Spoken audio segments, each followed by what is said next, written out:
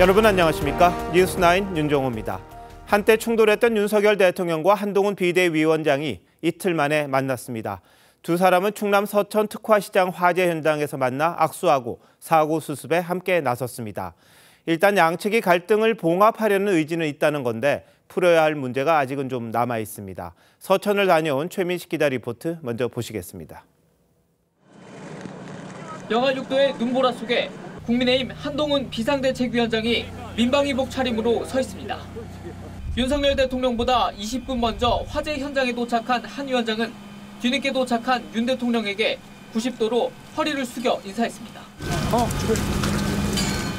윤 대통령은 한 위원장과 악수하며 어깨를 한 차례 두드리며 친근감을 표시했습니다.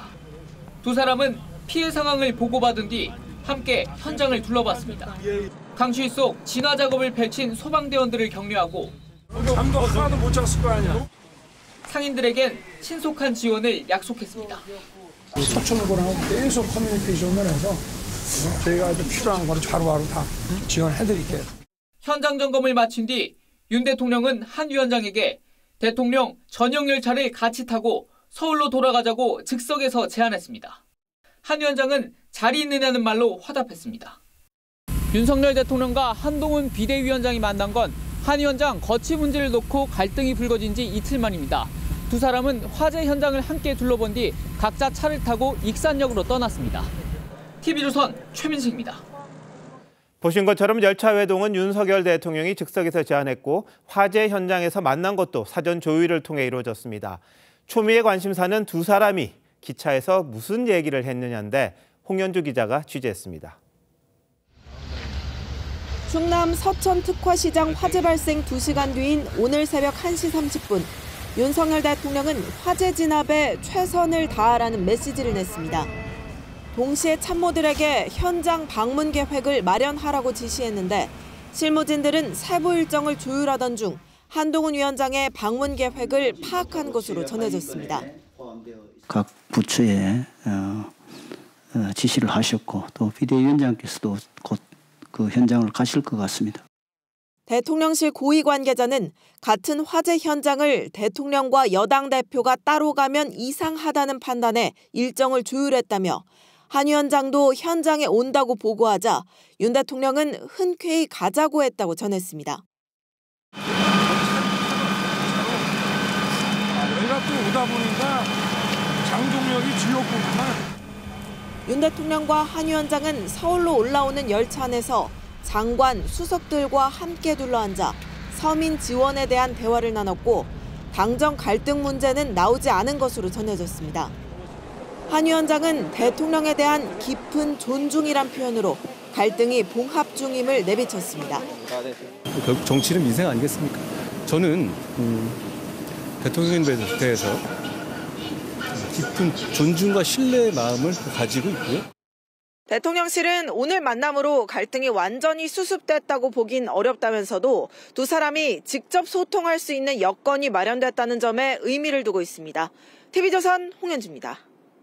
서로 한 걸음 물러서기도 했습니다. 친윤계 의원들은 기자회견과 한동훈 비대위원장에 대한 윤리위 제소 움직임을 멈췄고 김경률 비대위원도 김건희 여사 관련 글을 올렸다 지웠습니다. 한송원 기자가 보도합니다.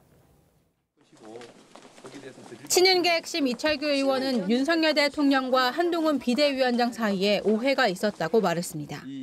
그러면서 사퇴 요구설은 과장된 것이라고 했습니다. 너무 나간 얘기인데요. 마치 사퇴가 전제된 것처럼 이게 말씀을 하시는데 그 단계까지도 아니고요. 당초 한 위원장을 압박하려던 친윤계 의원들도 한 발 물러섰습니다. 특히 윤 대통령 후보 시절 수행실장이었던 이용 의원은 김경률 비대위원에 대한 의혹을 제기하는 기자회견을 준비했다가 취소한 걸로 전해졌습니다. 친윤계 일각에서 준비 중이던 한 위원장에 대한 윤리위 제소 움직임도 중단됐습니다.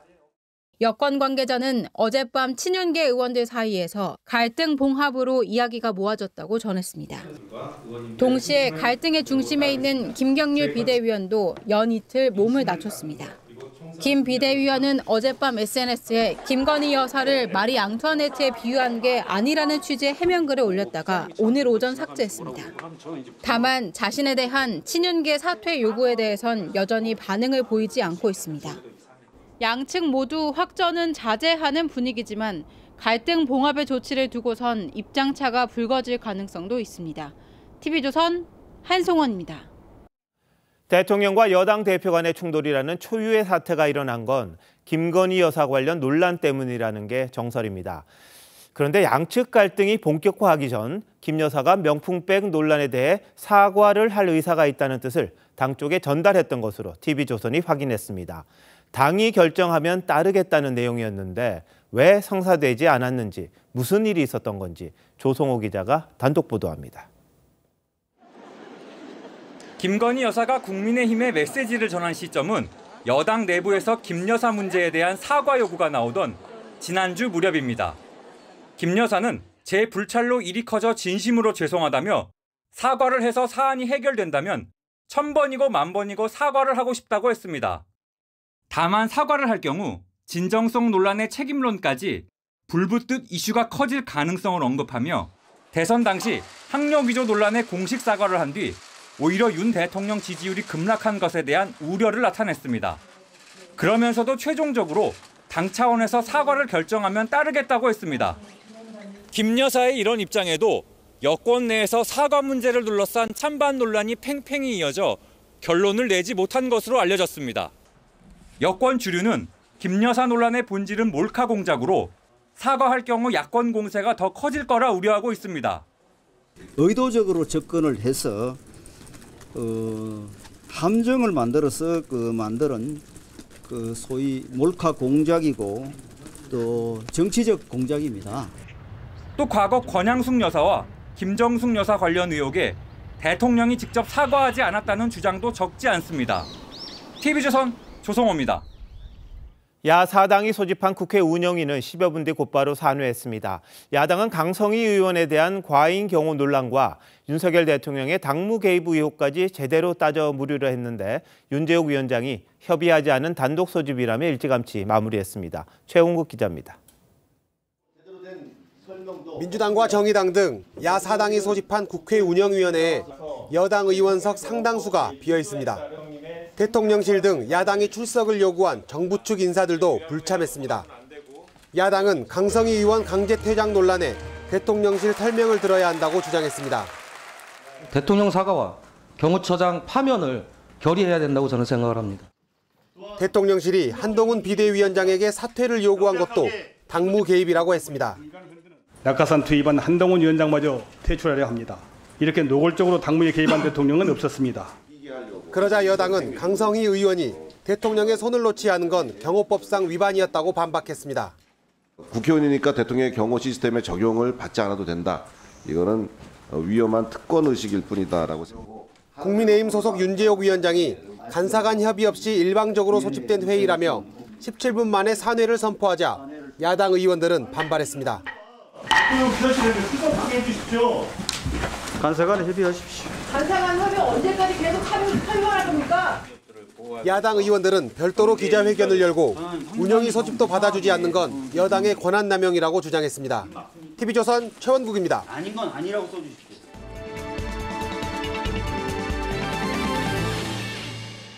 지난 주말 여권에서는 대충돌이 있었습니다. 대통령과 여당 대표가 심각한 갈등을 빚은 겁니다. 이번 총선에서 하나의 변곡점이 될 듯해서 총선 설명서 서반장, 김반장 시간에서 한번 다뤄보도록 하겠습니다. 자, 김정우 반장 시작하시죠. 네, 오늘은 갈등부터 봉합까지입니다. 예, 주말부터 대체 무슨 일이 있었던 거냐, 저한테도 뭐 질문들이 좀 쏟아졌는데 오늘 김 반장이 시원하게 다 풀어놓는 건가요? 뭐 시원할 정도는 아니지만 그래도 봉합됐다고 하니까 네. 최대한 자세히 한번 풀어보겠습니다. 제일 궁금한 거는 지난 21일 그제 이게 무슨 일이 있었냐 이거잖아요. 이게 온갖 보도들이 다 쏟아졌는데 어떻습니까? 예, 그 21일 상황부터 한번 딱 보겠습니다. 먼저 윤석열 대통령의 한동훈 위원장 지지 철회 그 보도가 나왔고요. 그거를 한 친윤계 의원이 의원 단체방에 공유를 했습니다. 여기에 여권 주류를 인용한 사퇴 요구 보도까지 나왔습니다. 그러자 한 위원장 측도 가만히 있진 않았죠. 한 위원장은 대통령실에서 사퇴를 요구했고요. 그리고 받아들이지 않겠다는 입장을 밝혔습니다. 이어 이관섭 비서실장과의 회동 사실도 알려지게 됩니다. 통상 갈등 봉합을 위한 여권 수뇌부의 비공개 회동은 어지간해서는 언론에 나오기 어렵습니다.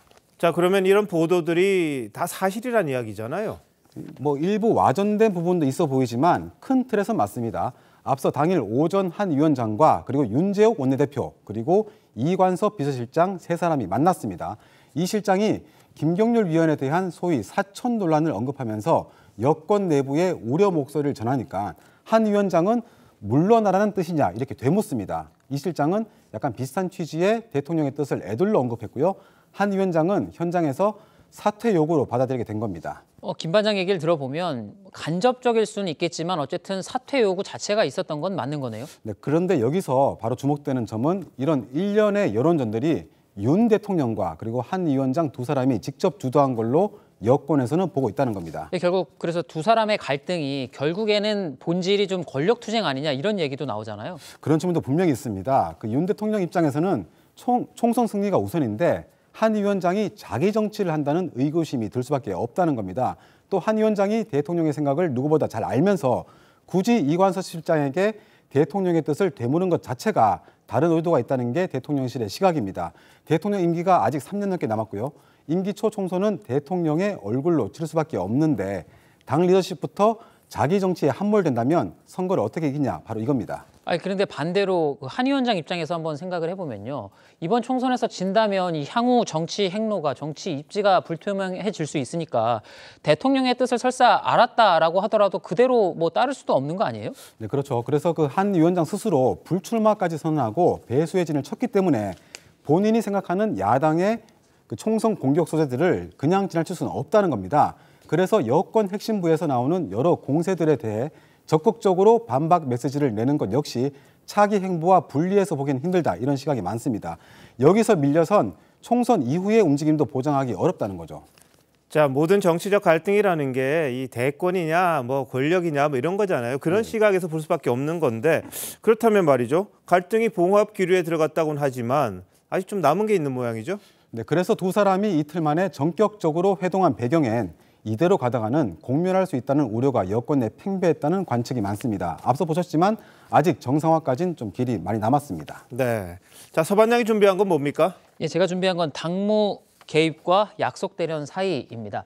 최근 여권의 갈등을 두고 민주당 정청래 또 고민정 최고위원과 우원식 의원 등이 미리 합을 맞추고 하는 싸움, 약속 대련, 즉 짜고 치는 거 아니냐 이런 의심을 보냈죠.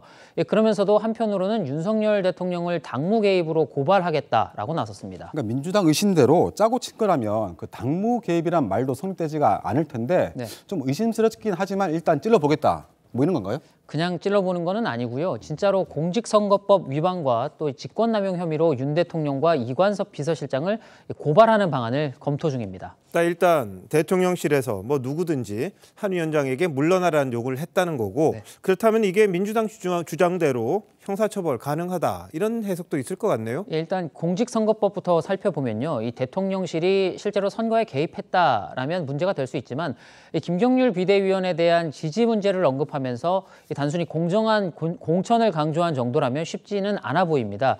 직권남용 처벌 가능성에 대해서는 조금 엇갈리는데요. 이 비대위원장을 물러나게 할 권한이 대통령이나 이 비서실장에게 있느냐부터가 명확치가 않습니다. 그런데 우리나라에서 대통령의 권한은 좀 상당히 포괄적으로 인정되지 않습니까?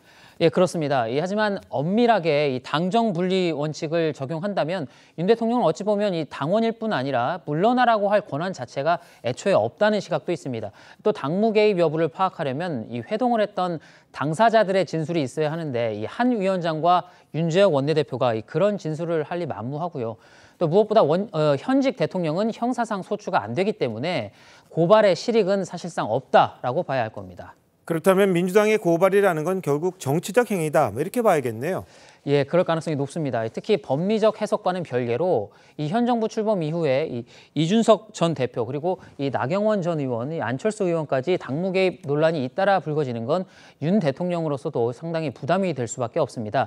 민주당도 당무 개입 고발을 통해서 이 제왕적 대통령의 이미지를 부각시키겠다는 의도가 있는 것으로 풀이됩니다. 그런데 민주당은 한 위원장을 윤석열 아바타로 비판을 해왔잖아요. 그럼 두 사람의 정면 충돌로 이제 그런 프레임은 깨진 거 아닌가요? 예, 사실 민주당도 그 부분을 조금 고민하고 있습니다. 이 한 위원장이 대통령실의 사퇴 요구까지 버텨내면서 총선 구도가 윤석열 정부 심판에서 이 한동훈의 선거로 흐르지 않을지 경계하는 분위기입니다. 이 때문에 이번 갈등의 본질이 결국 김건희 여사 문제라는 점을 부각시키는 데 주력할 태세입니다. 자, 민주당도 뭐 반사이익만 기대할 수는 없잖아요. 어떤 전략을 내세워서 총선에서 이길지 고민이 많을 것 같은데 한번 지켜보도록 하죠.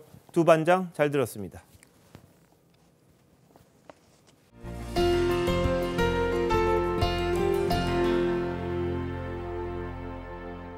국민의힘 공천관리위원회가 전략공천 기준을 결정했습니다. 어느 지역구가 해당되는지 궁금하실 텐데 국민의힘 당사에 나가 있는 취재기자 연결해 자세한 내용 들어보겠습니다. 자, 이태희 기자, 오늘 공관위가 결정한 주요 내용 요약해 주시죠. 네, 국민의힘 공천관리위원회는 오늘 오후 4시부터 3시간 30분 동안 경론 끝에 조금 전 전략공천에 대한 결과를 발표했습니다. 우선 추천, 즉 전략공천은 역대 선거에서 국민의힘 후보가 당선되지 못했거나 최근 총선에서 3번 연속 패배한 지역에서 가능하도록 했습니다. 김경률 비대위원이 출마를 선언한 서울 마포을, 원희룡 전 장관이 출마를 검토 중인 인천 계양을이 해당됩니다. 공관위는 또 당 소속 의원 또는 당협위원장이 불출마한 지역도 전략공천 지역으로 포함했습니다. 하태경, 장제원 의원이 불출마한 부산 해운대 갑과 부산 사상이 대상에 들어갑니다. 서울 중성동 갑을과 서울 마포갑, 노원병도 포함될 것으로 보입니다. 또 공관위는 한 지역구에 여러 명의 공천 신청자가 몰리더라도 한 명의 경쟁력이 월등할 경우 단수 공천할 수 있도록 했습니다. 다른 정당 후보와 비교해 지지율 격차가 10%포인트 이상 나거나 같은 당 2위 후보보다 여론조사 지지율이 2배 이상이면 가능합니다. 이른바 사천 논란을 의식한 듯한 발언도 여러 차례 나왔다고요? 예, 사천 논란이 여권 갈등의 원인 중 하나로 지목이 됐던 만큼 정영환 공관위원장도 이를 경계하는 듯한 발언을 여러 차례 했습니다. 정 위원장은 특히 시스템 공천을 통해 줄 세우기 공천, 개파 공천 같은 구태를 완전히 끊어내겠다고 말했습니다. 또 후보자들에 대한 제재 조치도 마련했는데요. 선거법을 위반한 경우 경고를 주고 3회 이상 경고를 받으면 후보 자격을 박탈시키기로 했습니다. 국민의힘 당사에서 TV조선 이태희입니다. 이재명 대표가 최근 국민의힘을 탈당한 이현주 전 의원에게 복당을 권유했습니다. 이 전 의원은 민주당에서 재선까지 했지만 보수 정당으로 이적했던 인물입니다. 최근 윤석열 대통령을 비판하면서 외연 확대에 필요한 인물로 영입하겠다는 건데 당내에선 다른 해석이 나옵니다. 어떤 이유가 또 있는지 최지원 기자가 설명합니다. 이현주 전 의원은 2012년 민주통합당에 입당해 경기 광명을에서 재선을 지냈습니다. 그러나 당내 친문 패권을 비판하며 국민의당으로 옮겼습니다. 이후 바른정당과 합당한 바른미래당으로 당적이 바뀌었고 2020년엔 국민의힘 전신인 미래통합당 창당에 참여했습니다. 당적만 모두 4번이 바뀐 건데 그 과정에서 보수 여전사란 별칭도 얻었습니다. 저는 이 민주당을 심판하기 위해서는 민주당에 당당히 맞서서 심판을 얘기할 수 있어야 한다고 생각합니다. 최근엔 윤석열 대통령을 비판하며 국민의힘을 탈당해 이준석 전 대표와 공동 행보를 보이기도 했습니다. 이 전 의원은 TV조선과의 통화에서 이재명 대표가 전화로 복당을 제안해왔다며 긍정적으로 검토하고 있다고 했습니다. 친명계 중진 의원은 이 전 의원이 윤석열 정권의 날선 비판을 하고 있는 만큼 반윤연대에 도움이 될 거라고 했습니다. 하지만 친문계 일각에선 한때 반문의 상징이었던 이 전 의원을 끌어안는 게 영 탐탁지 않다는 불만도 나옵니다. 친명계 인사들의 비명계 현역 의원 지역구 출마 선언도 잇따르고 있습니다. 민주당 후보로 나오겠다는 후보는 민주당의 기본 정체성조차 의심이 됩니다. 국민의힘에 있어도 이상하지 않는 민주당답지 않은 정치인이라는 조롱이 여기저기에서 들립니다. 당대표 체포 동의안에 왜 가결표를 던지셨습니까? 갈등이 고조되자 이명백 공관위원장은 후보자 간 인신공격과 상호 비방에 대해 엄격히 조처하겠다고 경고했습니다. TV조선 최재원입니다. 추위와 사투를 벌인 하루였습니다. 강원도 산간 지역이 영하 25도까지 내려가는 등 전국이 북극 한파로 꽁꽁 얼어붙었는데요. 도심에서는 수도관과 계량기 동파 사고가 잇따랐고 농가에서는 송아지가 동사할까 방한복을 입히는 등 안간힘을 쏟았습니다. 이승훈 기자가 취재했습니다. 강원도 화천의 한우 농가입니다. 찬바람을 막기 위해 축사를 비닐로 둘러막았습니다. 그래도 소들의 수염엔 하얗게 고드름이 달렸습니다. 갓 태어난 송아지들에겐 방한복까지 입혔습니다. 감기에 제일 취약하고 방한복이라든지 아니면은 커튼을 이용해서 바람을 막는.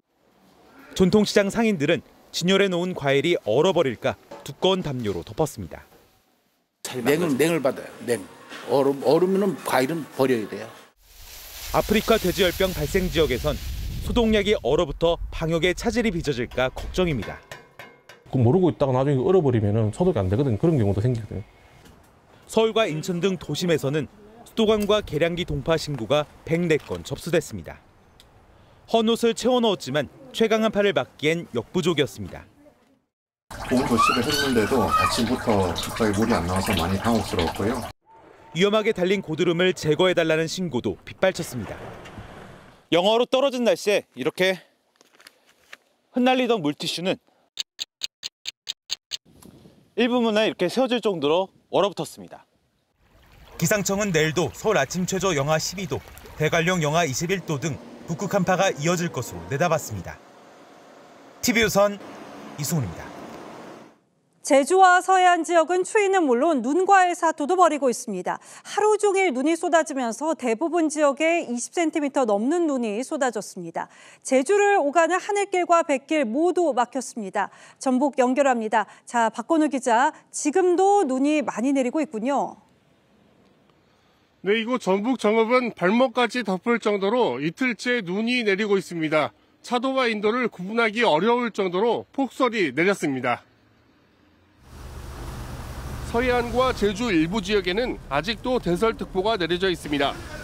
지금까지 이곳 정읍에 23.8cm, 전북 순창 28cm, 제주 산간 지역에는 25.6cm의 적설량을 기록했습니다.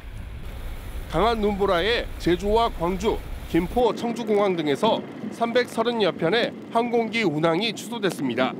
또 제주와 해남, 목포와 홍도 등 71개 항로에 연안여객선 92척도 닻을 올리지 못했습니다.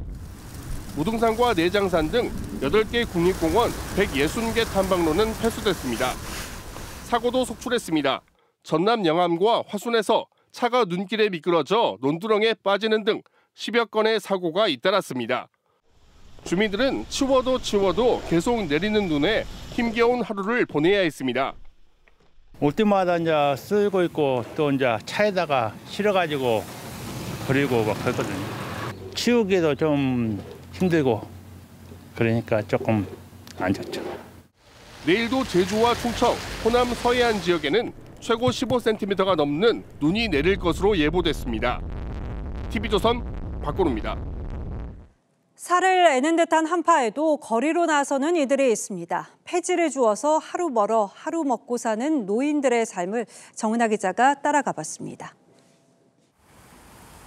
서울의 한 재활용센터.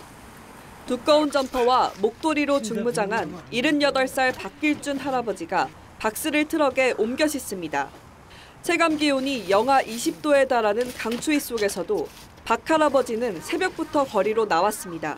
힘들어도 어떻게 이거 먹고 살아야 될 거 아니야. 나는 그냥 담은 10원이라도 보려고. 박스 하나를 주워 남는 돈은 10원. 쉴 새 없이 몸을 움직여야 한 달 15만 원을 법니다. 이런 박 할아버지에게 유일한 휴식 공간은 폐지가 쌓인 창고입니다. 매일 이곳에서 새벽부터 폐지를 줍는 할아버지가 잠깐 몸을 녹이려 드시는 믹스커피는 10분도 채 안 돼 살얼음이 맺힙니다. 폐지를 가득 실은 리어카를 끌고 힘겹게 오르막을 오르는 65살 이근화 할아버지. 길을 걷다가도 폐지가 보이면 멈춰서 다시 작업을 시작합니다. 몸을 녹이려 재활용센터에 들렀지만 난로조차 제대로 작동하지 않습니다. 춥긴 추워요. 많이 추운데 남들도 다 일하지 않습니까? 많이 정리가 되면은 조금씩 쉬고 또 나가서 또 일도 좀 하고 그래요. 지난달부터 50여일간 전국에서 발생한 한랭 질환자 수는 237명이었고 10명 중 6명은 60대 이상이었습니다. 하지만 생계가 걱정인 노인들은 한파 속에서도 일손을 놓을 수 없습니다. TV조선 정은아입니다. 충남 서천시장 화재로 282개 점포 중에서 200개가 넘는 점포가 불에 탔습니다. 불은 1층 점포에서 시작됐는데 서로 연결돼 있는 점포 구조와 강한 바람이 화재를 키운 것으로 파악됐습니다. 설 대목을 앞두고 생계터전을 잃은 상인들은 그야말로 망연자실입니다. 김다로 기자입니다. 어두운 밤 상가 안에서 작은 불빛이 번쩍입니다. 잠시 후 불은 점점 커져 다른 상가들로 번지고 이내 거대한 화염이 2층짜리 건물을 통째로 집어삼킵니다. 이 불로 다행히 인명피해는 없었지만 점포 227개가 불에 탔습니다. 소방당국은 가용 인력과 장비를 총동원해 9시간 만에 진화에 성공했습니다. 불이 날 당시 서천에는 강풍주의보가 내려져 소방당국이 진화에 어려움을 겪었습니다. 건물 구조가 조립식 판넬 구조로 돼 있기 때문에 화재가 급격히 연소 확대된 상황입니다. 하지만 자동 탐지 설비가 불이 난 뒤 16분간이나 상황을 감지하지 못해 초기 대응이 늦어졌다는 지적도 나옵니다. 설 대목을 앞두고 생계터전을 잃어버린 상인들의 속도 시커멓게 타들어갔습니다. 이때가 제일 대목인데 이렇게 불이 나버리니까 저희 지금 삶의 터전도 다 없어진 거고. 바로 이런 거를 물품 구매를 많이 해놓고 냉장고 진열 상태에서 완전 100% 전소가 돼서 상인들은 윤석열 대통령에게 울분을 토하기도 했습니다. 근데 저희도 안 먹고 그냥 가셔요? 그건 아니잖아요. 우리 상인들을 이뤄주려고 오신 거 아니에요? 상인 대표들만 만난 윤 대통령은 특별재난지역 선포 가능 여부를 검토하라고 지시했습니다. 행안부는 화재 복구에 특별교부세 20억 원을 긴급 지원했습니다. TV조선 김다로입니다. 모조품 매수가 갈수록 늘고 있습니다. 수요가 있기 때문일 텐데요. 관세청이 가짜 명품 귀금속을 압수해서 검사해봤더니 발암 물질이 기준치의 최대 930배까지 검출됐습니다. 김창섭 기자가 취재했습니다. 서울 도심의 지하상가. 해외 유명 브랜드 가방이 곳곳에 걸려 있습니다. 로고와 모양까지 정품과 비슷하지만 모두 가품, 이른바 짝퉁입니다. 이거는 뭐 브랜드가 뭐예요? LS 라이저는 카키라고 씁니다. 관세청이 지난해 11월부터 해외에서 국내로 들어온 짝퉁 제품 14만 점을 압수했습니다. 특히 금속 제품뿐만 아니라 가죽에서도 발암 물질이 기준치 이상으로 검출됐습니다. 유명 브랜드 제품의 위조품들입니다. 이 제품들에서는 기준치의 최대 930배에 달하는 카드뮴이 사용됐습니다. 카드뮴은 가공하기 쉽고 다른 귀금속에 비해 저렴하기 때문입니다. 싸게 만들어서 팔아야 되기 때문에 위해성 연구를 불문하고 이런 카드뮴이라든지 납 같은 것을 많이 활용을 하는 것 같습니다. 납과 카드뮴은 국제암연구소에서 인체 발암 가능 물질로 지정돼 있습니다. 칼슘 부족으로 뼈가 쉽게 굽거나 금이 간다는 거죠. 그래서 관절과 허리에 심한 통증을 느끼고 적발된 물품 중엔 카카오 열쇠고리나 삼성 이어폰 등 국내 기업 제품들도 460여 점 포함됐습니다. TV조선 김창섭입니다. 반려동물 키우는 분들은 잘 아실 겁니다. 동물병원에서 진료받기 전 비용을 알 수 없어서 부르는 게 값이라는 말도 나왔는데요. 올해 초부터 진료비 개시가 의무화됐죠. 잘 시행되고 있는지 소비자 반응 들어봤습니다. 배상윤 기자입니다. 동물병원 접수 창구에 진료비 안내문이 놓여져 있습니다. 반려동물 보호자에게도 내용을 자세히 설명합니다. 간 검사, 혈액 검사, 그다음에 CBC 검사, 그죠? 이런 것들을 진행하실 거고 대략적인 뭐 비용이나 이런 것들은 진료비하고 해서 30만 원 정도, 이 정도 발생하게 됩니다. 올해부터 모든 동물병원은 진찰비와 입원비 등 11개 항목을 의무적으로 개시해야 합니다. 이 10kg 이하 강아지가 이렇게 중환자실에 입원할 경우 진료비 안내물을 보면 하루 88,000원을 내게 됩니다. 지금까진 병원이 부르는 대로 많게는 수백만 원 진료비 폭탄을 맞기도 했지만 이제는 비용을 미리 알 수 있어 소비자들은 만족합니다. 병원 전전하다 보니까 홈페이지에도 공개를 해놓은 게 이제 확실히 눈에 띄더라고요. 그래서 기본적인 진찰비나 아니면은 이제 뭐 검진비 이런 거는 거기서도 확인할 수 있어서 좋기는 했고. 하지만 수의사들은 진료비 공개가 병원의 특색을 없앨 수 있다고 주장합니다. 다름이 존재를 하는데 그거를 일관화시켜서 같은 선상에서 가격 비교를 하게 만든다는 것은 굉장히 큰 문제가 있는 거죠. 정부는 진료비 개시 의무를 상반기까지 20개 항목으로 확대하고 100개 진료 항목에 대해선 진료 절차 표준화도 진행합니다. TV조선 배상윤입니다. 한 제조업체가 여성 직원들을 승진해서 누락시켰다가 정부의 시정명령을 받았습니다. 영업직은 남성으로만 이뤄진 상황에서 승진 기준을 영업 실적으로 설정해 놓은 건데요. 성차별에 해당한다는 판단이 나왔습니다. 송민성 기자의 보도입니다. 기계 제조와 판매업을 하는 직원 1,000명 규모의 중견기업 A사. 직접적인 영업활동은 전부 남직원이 하고 지원 업무는 전부 여직원이 하는 구조입니다.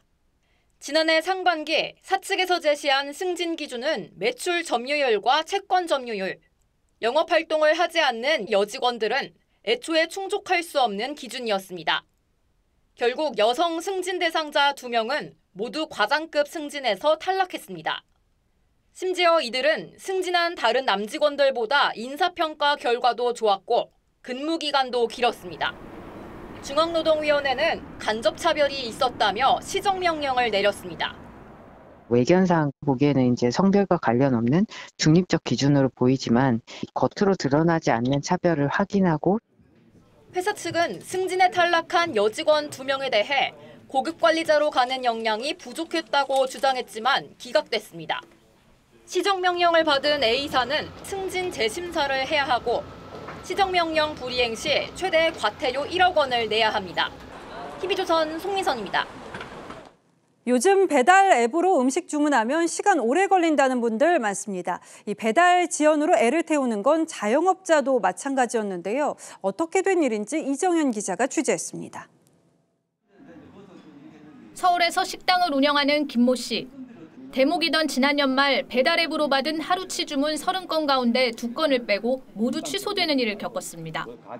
배달이 지연되자 기다리다 지친 소비자들이 주문을 취소한 겁니다. 손해본 매출만 70만 원에 달합니다. 어제 같은 경우에는 2시간도 기다렸어요. 그 리뷰에 보면은 이제 그냥 심하게 이제 다시 안 시킬 거 이렇게 쓰는 거 보면은 그냥 타기 많은 거 있다고 봐야죠. 인터넷 커뮤니티엔 비슷한 일을 겪었다는 자영업자들의 글이 넘쳐납니다. 배달 앱들이 주문 중개에 그치지 않고 직접 배달 대행에 뛰어든 데다 엔데믹 이후 배달 기사가 줄면서 벌어진 일입니다. 최근엔 배달 앱들 사이에서 파격적인 조건을 내세운 배달 기사 확보 경쟁도 치열합니다. 일부 배달 기사들은 일부러 늦게 주문을 받기도 합니다. 시간이 지날수록 기사에게 가는 배달비가 올라가기 때문입니다. 30분 지나면 2,000원 정도가 올라가고 1시간 지나면 한 10,000원 넘어서 올라가고 항상 시간 지나서 잡죠. 저희들이 돈 더 많이 버니까요. 소비자들의 불만도 큽니다. 배고플 때 딱 들어가서 그때 먹고 싶은 건데 뭐 60분씩 걸리면은 사실 너무 힘드니까 배달앱 자체를 점점 잘 안 켜게 되는 것도 있는 것 같아요. 배달앱 업체 간 돈 없는 점유율 경쟁에 애꿎은 자영업자와 소비자들만 피해를 보고 있습니다. TV조선 이정현입니다.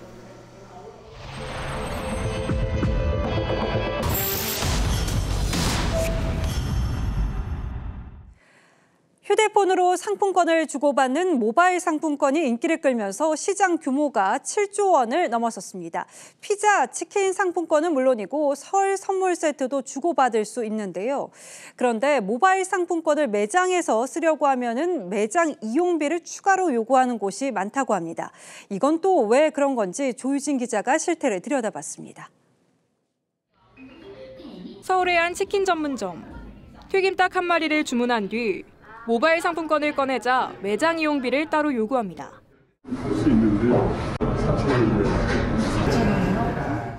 같은 간판을 내건 가맹점이어도 추가 요금은 2,000원에서 6,400원까지 제각각입니다. 소비자들은 분통을 터뜨립니다. 소비자 입장에서는 똑같은 돈 내고 사용하는 거니까 부당하다고 느끼는 사람이 많을 것 같아요.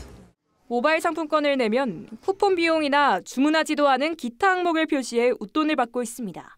제가 안 한 데만 해도 30만 원. 쿠폰은 줄게 절대 못 쓰게. 밑에 하나씩. 신용카드 수수료는 1% 정도인 반면 모바일 상품권은 5에서 7%나 되다 보니 생기는 현상입니다. 점주가 100%다 부담하죠. 점주들이 실제로 하면서 방법이 없지 않습니까? 그래서 뭐 고객한테 조금 더 요청하는 그런 방법인데. 수수료 부담을 본사가 가맹점주에게, 점주는 다시 소비자에게 떠넘기는 셈입니다. 지나치게 높은 수수료를 챙긴다는 지적에 모바일 상품권 판매사는 가맹본부와 점주 간 문제라는 입장입니다. 본사와 가맹점주 간의 그 수수료를 얼마나 분담하느냐의 차이가 사실 크긴 하거든요. 현행법상 가맹점주에게 수수료 부담을 떠넘기는 건 불공정 거래로 간주될 수 있습니다. 동의 없이 일방적으로 부담시키는 건 당연히 가맹사법 위반 소지가 당연히 있죠. 공정거래위원회는 가맹점주에게 수수료 부담을 떠넘기는 사업자를 적발시 제재할 방침입니다. 소비자탐사대 조유진입니다. 고령화 시대가 되면서 치매 환자도 늘어나고 있습니다. 빨리 증상을 찾아내 치료하는 게 중요한데 조기 진단이 쉽지가 않았습니다. 국내 연구진이 눈물만 있으면 알츠하이머병을 조기 진단할 수 있는 기술을 개발했습니다. 황민지 기자입니다. 알츠하이머 환자와 일반인의 눈물입니다. 각각의 눈물에 시약을 떨어뜨리고 기계에 돌립니다. 작업을 마친 눈물을 진단기에 넣으니 알츠하이머 환자 눈물에서 형광 신호가 크게 치솟습니다. CAP1이란 단백질입니다. 일반인에겐 없는 알츠하이머 환자만의 특징입니다. 눈물은 굉장히 특이한 거죠. 뇌 뒤쪽에 있는 이제 중추신경계하고 굉장히 가까우니까 굉장히 알츠하이머를 진단하는 데 있어서 좀 특이한 어떤 마커들, 목적물들이 나오지 않을까. 이렇게 눈물을 뽑아 시약 처리 작업을 거친 뒤 측정 장비에 넣으면 알츠하이머병 유무가 진단됩니다. 주로 혈액이나 조직 검사로 판별하던 알츠하이머병을 눈물로 진단하는 기술을 국내 연구진이 개발했습니다. 국제학술지 네이처 커뮤니케이션스에도 실렸고 상용화될 경우 뇌척수를 뽑거나 비싼 CT 촬영 없이도 손쉽게 조기 진단이 가능해집니다. 상용화하는 방법 중에 하나는 우리가 이제 착용하게 되는 컨택트 렌즈에다가 접목하는 방법입니다. 65세 이상 10명 중 1명이 치매 환자인 시대, 이 같은 조기 진단이 치매에 따른 가정과 사회의 각종 부담을 줄여줄 거란 기대가 나옵니다. TV조선 황민지입니다. 홍콩 ELS 손실이 커지면서 은행 책임론도 불거지고 있습니다. 대리 서명, 설명 없는 판매 같은 문제점 저희가 지적했었는데 한국말이 서툰 외국인에게도 마구잡이식으로 판매했던 게 드러났습니다. 송무빈 기자의 단독 보도입니다. 68살 중국 동포 A씨는 지난 2021년 집 살 돈을 예치하러 은행에 간 날을 잊지 못합니다. 이자가 높은 적금이라는 은행 직원 말에 ELS가 뭔지도 모르고 1억 2천만 원 전 재산을 넣었습니다. 중국에서 중국 학교에 다니다 보니까 이게 말 뜻도 기술은 잘 몰라요. 그 이해 능력이나 이게 진짜 부족해요.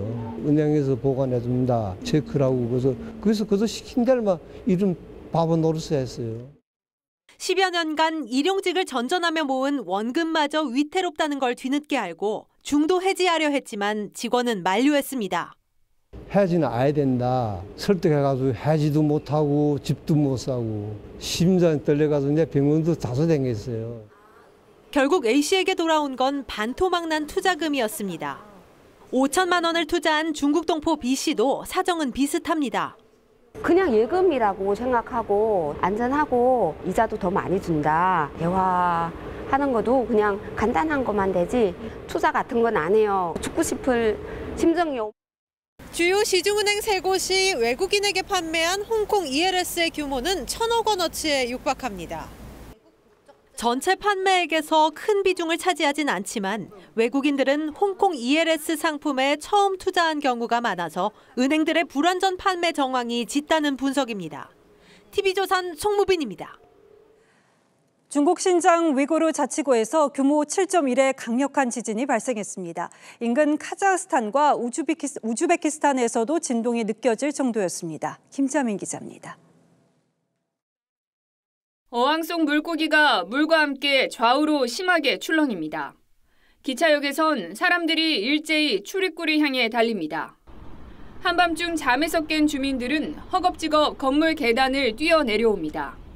현지 시간 새벽 2시쯤 중국 신장 위구르 자치구에서 규모 7.1의 강진이 발생했습니다. 很慌，然后都很害怕，就是急急忙忙的跑下来了。祝大家平安。 국경을 맞댄 카자흐스탄을 포함해 우즈베키스탄, 인도에서도 진동이 감지됐습니다. 규모 5.0 이상 등 여진도 40여 차례 이어졌습니다. 진앙지에서 26km 떨어진 마을에서 주택 100여 채가 파손되면서 잔해에 깔린 어린이 등 6명이 다쳤습니다. 40여 년 만에 최대 규모였지만 지진 발생 지역이 산악지대여서 다행히 인명피해가 크진 않은 것으로 전해집니다. 앞서 지난달 서북부 간수성에서 규모 6.2의 강진이 발생했을 당시엔 148명이 숨졌습니다.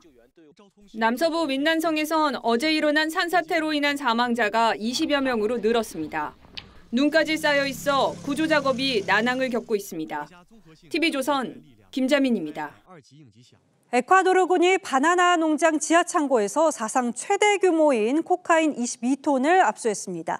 남미 마약 밀매의 허브가 되어버린 에콰도르는 최근 2주 동안 갱단 2,700여 명을 잡아들이면서 범죄와의 전쟁을 벌이고 있습니다. 김주영 기자의 보도입니다. 군인들이 바나나 밭을 삽으로 파자 지하 땅굴이 드러납니다. 700여 개 소포로 포장된 꾸러미들이 끝도 없이 나옵니다. 현지 시간 어제 에콰도르 군경이 중서부 지역 바나나 농장 지하에서 코카인 22톤을 압수했습니다. 현지 시가 1,300억 원이 넘는 양으로 역대 최대 규모입니다. Ha estado muy bien camuflada y inteligencia militar nos dio la información oportuna para proceder aquí a hacer esta operación militar. 코카인은 좁고 어두컴컴한 지하 통로를 지나야 나오는 창고에 숨겨져 있었습니다. 유럽 항공사 라벨이 붙은 것도 보입니다. 에콰도르 당국은 앞서 지난 주말엔 코카인 600억 원어치를 싣고 있던 반잠수정 2척을 콜롬비아 국경 연안에서 적발했습니다. 이번 작전들로 아시아 등 해외 마약 밀매 시장에도 타격을 입혔다는 설명입니다. La meta es la paz. La meta es ver a nuestros niños y jóvenes caminar sin miedo en los parques y las plazas. 현지 당국은 의료시설에 난입한 조직원들을 속옷 차림으로 연행하고 괴한의 생방송 스튜디오 난입 사건을 담당한 검사 살해 용의자를 체포하는 모습도 공개했습니다. 갱단 두목 마시아스 타록으로 범죄 조직과의 전쟁을 선포한 지 2주 만에 2,700여 명을 잡아들였습니다. TV조선 김주영입니다. 서울시립교향악단이 세계적인 음악 감독 치베덴과 함께 새로운 여정에 나섭니다. 취임 연주는 천재 피아니스트 임윤찬과 함께 하는데요. 치베덴 감독의 포부를 장동욱 기자가 들어봤습니다.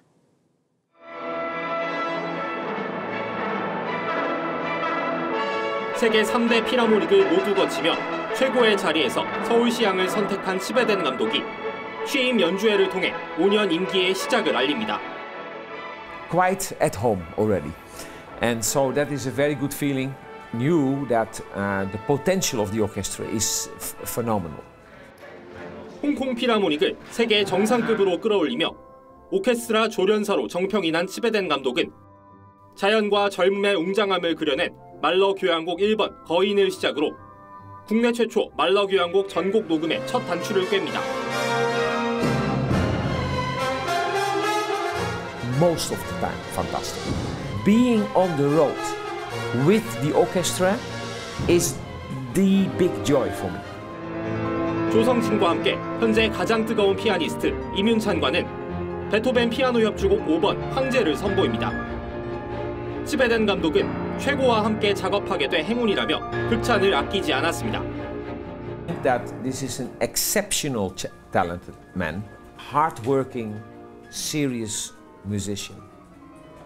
And that is always very touching and moving. 초호화 라인업에 연주회 티켓은 예매 시작 1분 만에 매진되기도 했습니다. 카멜레온 같은 악단을 표방한 치베덴 감독과 젊은 황제 임윤찬의 만남이 선보일 서울시향의 새로운 선율에 관심이 쏠립니다. TV조선 장동우입니다.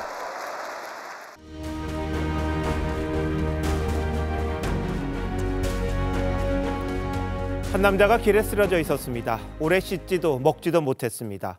집에 내려가 밥 한 그릇을 내놓자 말했습니다. 이게 밥입니까? 감사합니다.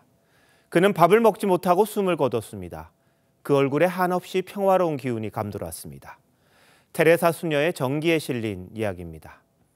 별도 하늘도 꽁꽁 얼어붙은 밤입니다. 한 줄기 가는 난류가 멈추고 별도 얼어붙어 모조리 떨어질지라도 서러울 리 없다는 너는 고운 심장을 지녔거니. 신원님 할머니는 청주 가난한 농가 구남매의 5째였습니다. 땅바닥에 나뭇가지로 긁어와 숫자를 쓰며 익혔습니다. 소녀는 교장 선생님을 찾아가 졸랐죠. 4학년으로 편입해 18살에 졸업했습니다. 직장에 다니다 결혼했지만 아이를 못 낳는다고 소박을 맞아 홀몸이 됐습니다. 어떻게든 살아야 한다는 생각으로 시장 어귀에서 낫담배를 팔았습니다. 꽁보리밥과 국수로 끼니를 때웠습니다. 노점과 행상을 하며 억척스럽게 모아 건물을 지었습니다. 60살 되던 해 30억짜리 건물을 충북대에 장학금으로 내놓았습니다. 그날 12,000 학생들이 일제히 어머니라고 외쳤습니다. 할머니는 벌떡 일어나 만세를 불렀답니다. 내 아들, 딸들이 이렇게나 많구나. 가슴이 꼭 터질 것만 같았다고 했죠. 그 뒤로도 할머니는 냉방에서 지냈습니다. 찌그러진 양은 냄비를 40년 넘도록 썼습니다. 그러면서 마저 18억 원을 내놓았습니다. 기쁨은 자식들이었습니다. 생일과 명절이면 학생들이 찾아와 응석을 부리고 상을 차려줬습니다. 신원님 할머니가 세상을 떴습니다. 50대 부부를 비롯해 장학금을 받아 성장한 졸업생들이 상주가 돼 빈소를 지켰습니다. 어제 충북대 연결식에서도 장학생이 추도사를 했습니다. 저에게는 사랑하는 또 한 분의 어머니가 계십니다. 할머니는 학생들이 모셔 교내 교육 독지가 묘역에 잠들었습니다. 모질게 추운 밤 흙벽에 매달려 찬바람에 말라가는 시래기를 생각합니다. 그저 한겨울 따뜻한 죽 한 그릇 될 수 있다면. 1월 23일 윤종호의 오늘, 충북대의 어머니였습니다.